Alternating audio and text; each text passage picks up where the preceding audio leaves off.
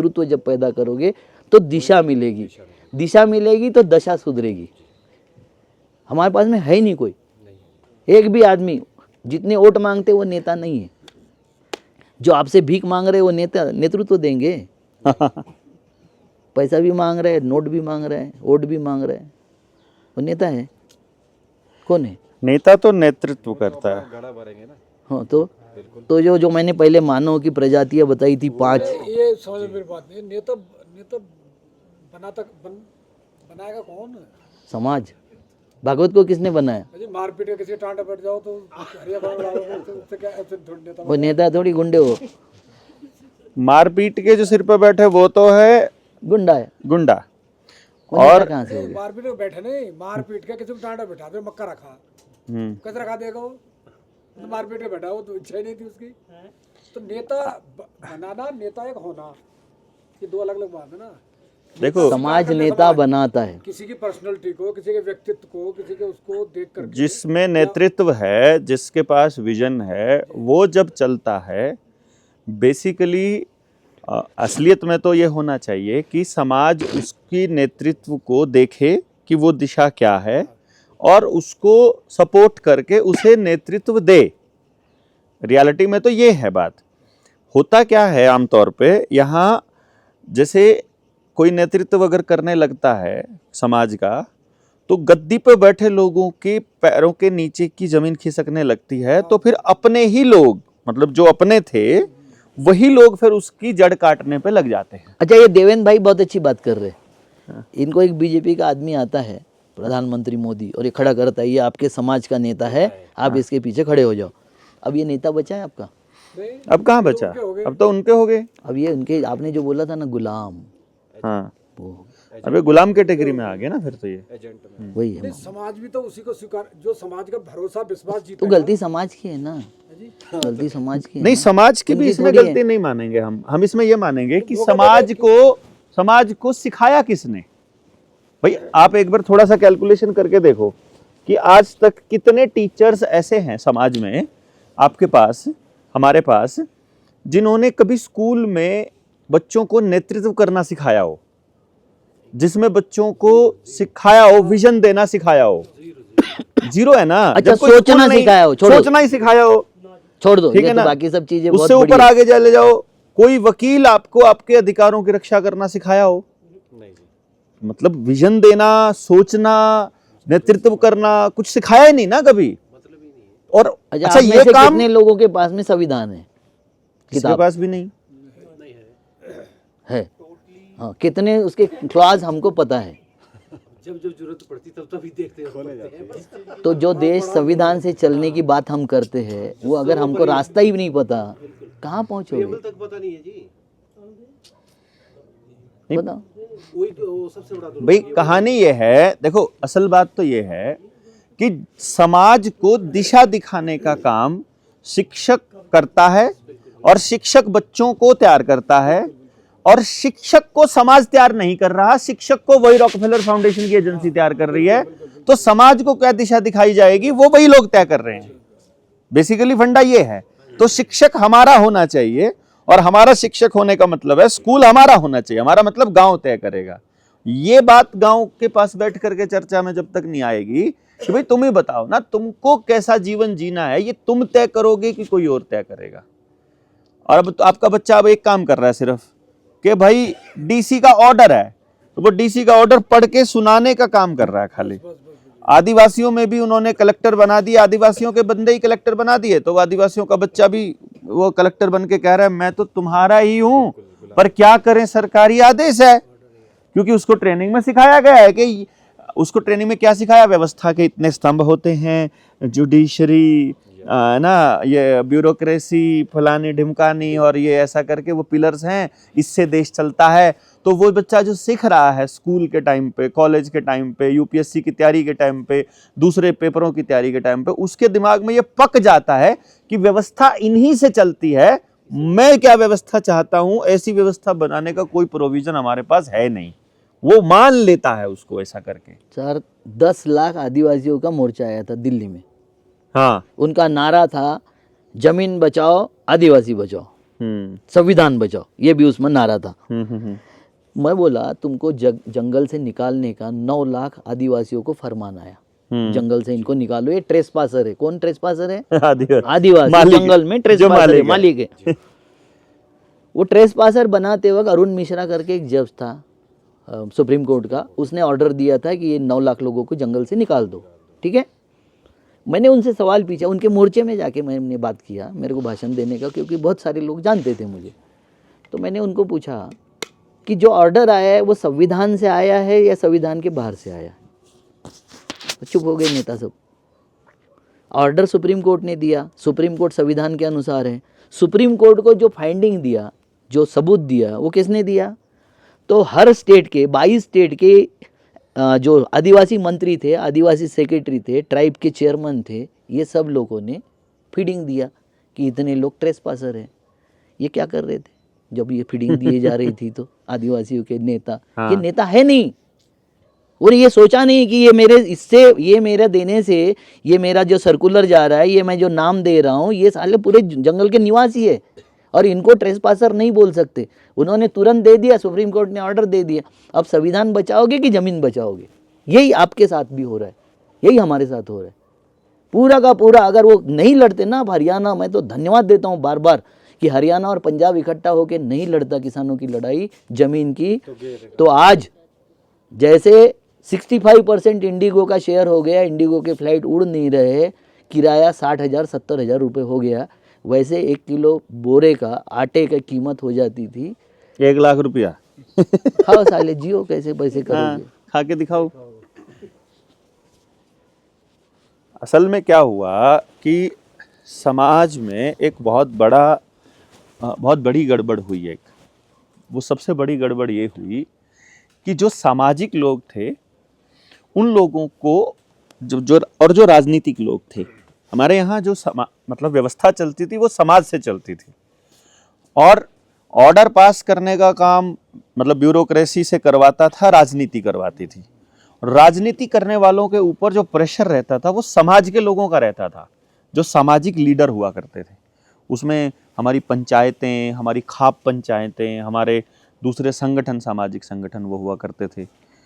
अब उन्होंने खाप पंचायतों के और सामाजिक जो लीडर्स थे, सामाजिक जो नेता थे, उनको वो राजनीति में ले गए और वहां रेड कारपेट देके और उनको तनख्वाह देके उधर बिठा दिया।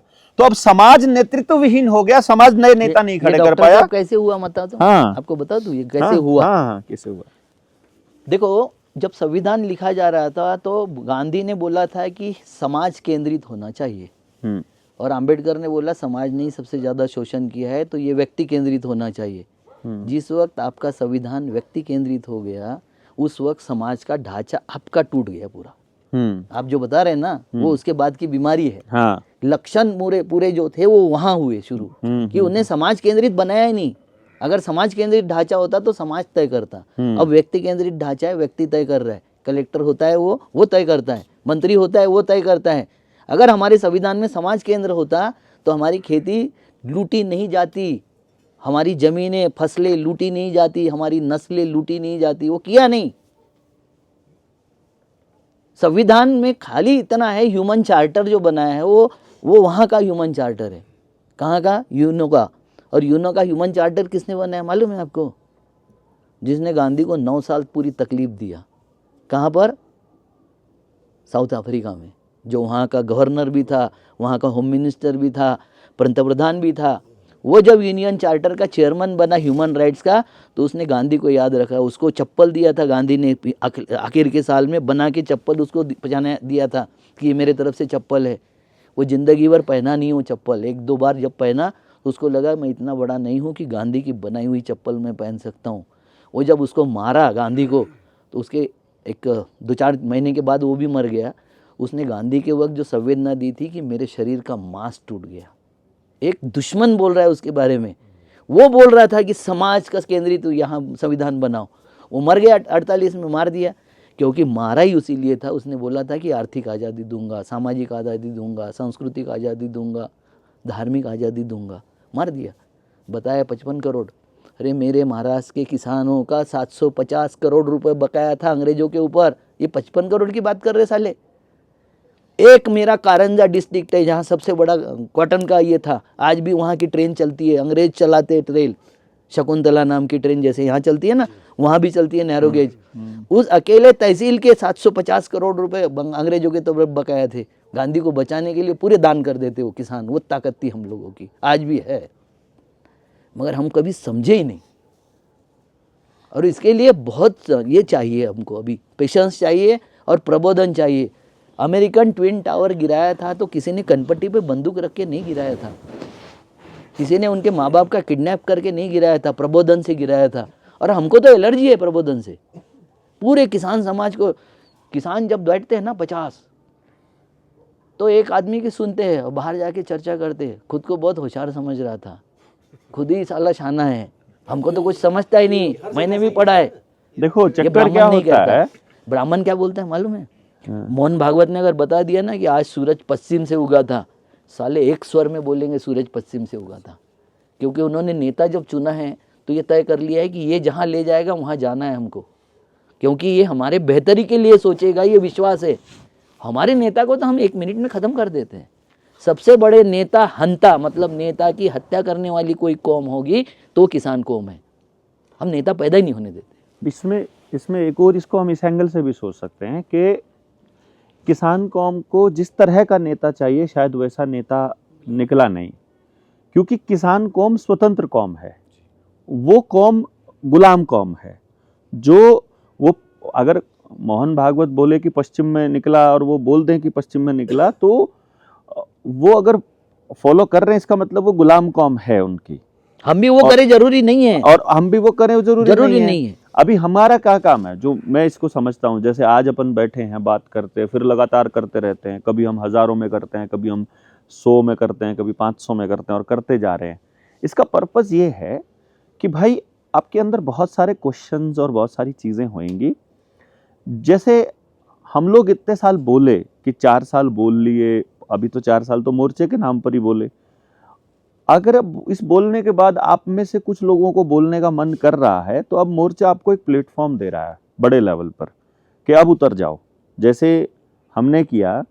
मैं आपको बता रहा हूँ कि अगर बोलने वाला व्यक्ति सोशल मीडिया से या मेन गांव में जाने से अगर वो गायब हो जाए उस सीन से, तो अपने आप समाज नए नेता ढूंढना चालू कर देता है।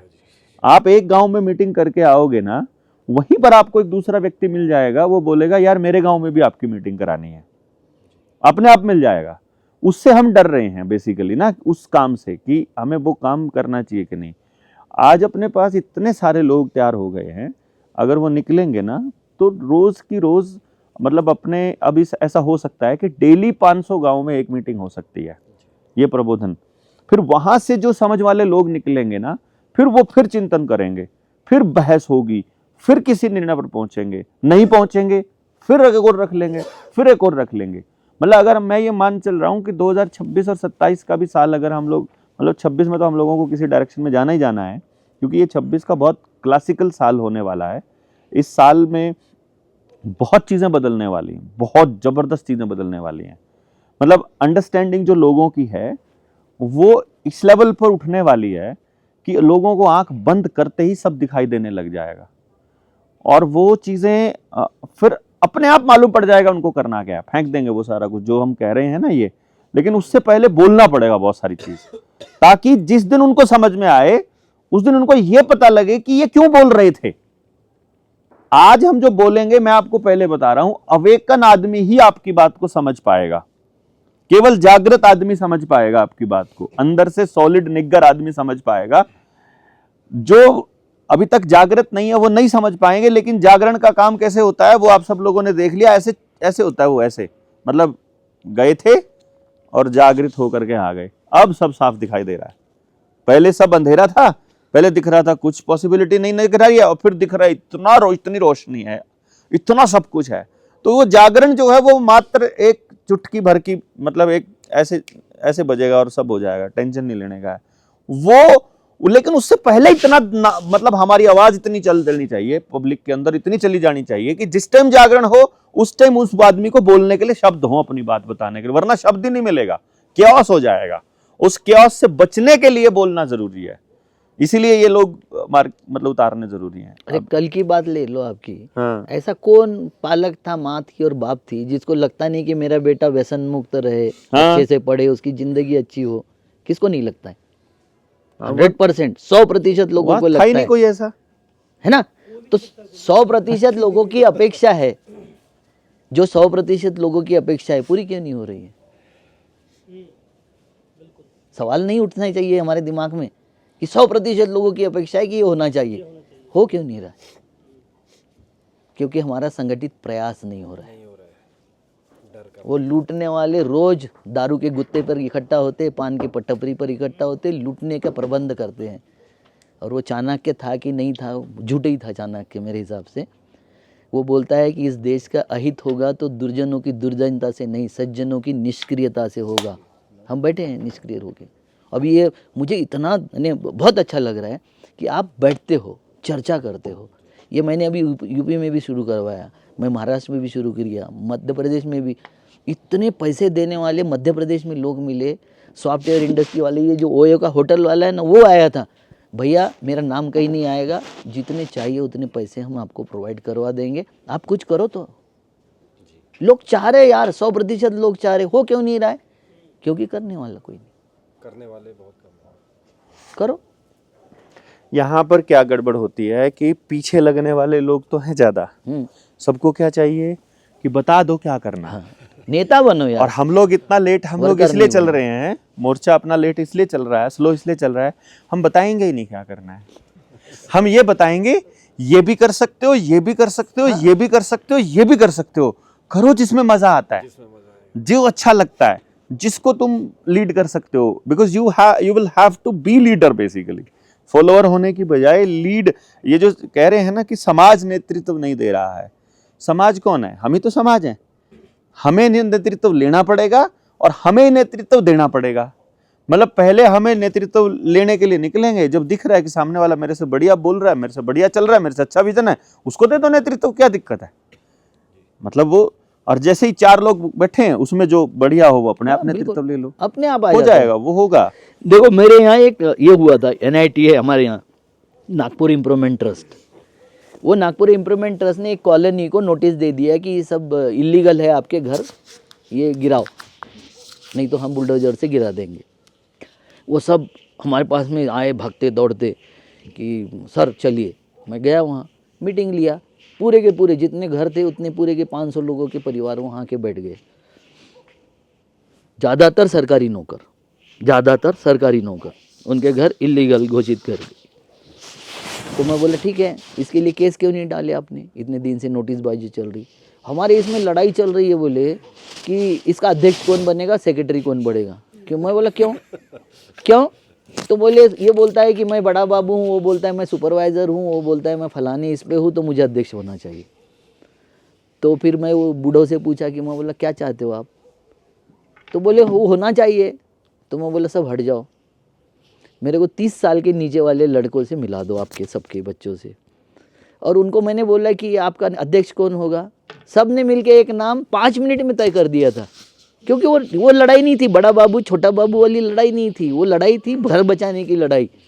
तो हम वो उस तरीके से अगर नहीं सोचेंगे ना, तो फिर ये बड़ा बाबू छोटा बाबू होते रहेगा और समाज में कुछ नहीं होगा। दूसरा उन्होंने मुझे बोले थे कि सर आप आपके लोग लेके आइए, हम जितना पैसा चाहिए उतना पैसा देंगे। मैं बोला मैं सुपारी बाज हूँ क्या? साले घर तुम्हारे बचाने, लड़ना किसको पड़ेगा?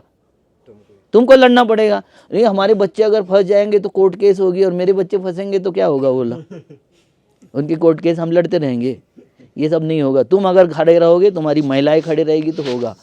मैं अभी एक आंदोलन किया जिसने पुलिस ने, SP ने मुझे बता दिया था कि अविनाश ऊपर से बहुत प्रेशर है, मत कर आंदोलन, तू रास्ता रोकने जा रहा है, हमको लाठीचार्ज का आदेश है। और ठीक है ना, करिए आप लाठीचार्ज। 7 साल से लेके 10 साल तक के मैंने उसमें कम से कम 500 बच्चे खड़े कर दिया, और उसके पीछे महिलाएं खड़ी कर दिया, और उसके पीछे आदमी खड़े हो गए, रास्ता ब्लॉक कर दिया हमने चारों तरफ बच्चे। अब पुलिस वाले बच्चे को क्या करेंगे? खींचेंगे, मारेंगे, लाठीचार्ज करेंगे।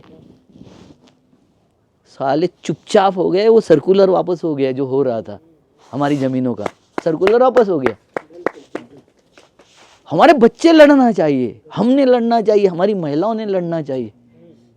ये तो अच्छा है, नहीं तो नॉर्थ इंडिया में महिलाएं आती ही नहीं है। मैं पूछता हूँ कि तू तेरे बीबी को नहीं समझाना चाहता कि तेरा विश्वास नहीं है यहाँ बैठे हुए लोगों पर कि तू बीबी नहीं ला रहा है, अपनी बहन नहीं ला रहा है, तेरे को लगता है ये भगा के ले जाएंगे। और सवाल साला लफड़ा कितना है नहीं, अब तो मोर्चे में तो सब पूरा विद फैमिली चल रहा है सर, इसीलिए तो अच्छा लग रहा है मुझे। नहीं तो माथा फोड़ी है।